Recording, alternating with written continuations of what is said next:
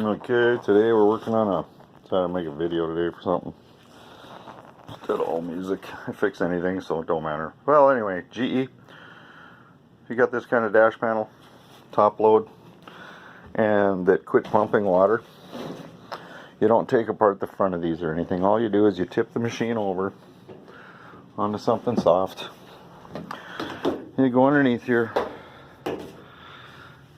and that everything's open. There's your motor and everything runs.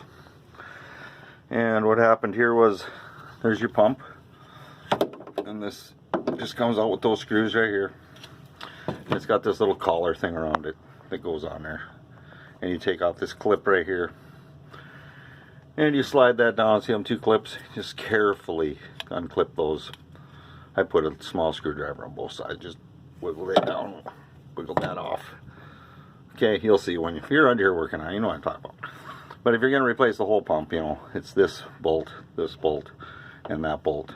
Take off your little hose here. But that's wanted to see what was wrong with it, so I took apart the pump just by taking off these screws here. Pulled it down, and sure enough, the impeller, plastic impeller.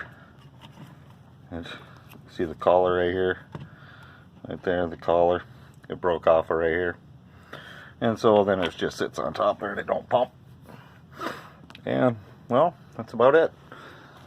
So you don't have to take apart the machine, just tip it over. Here's the model. Alright, have a good day.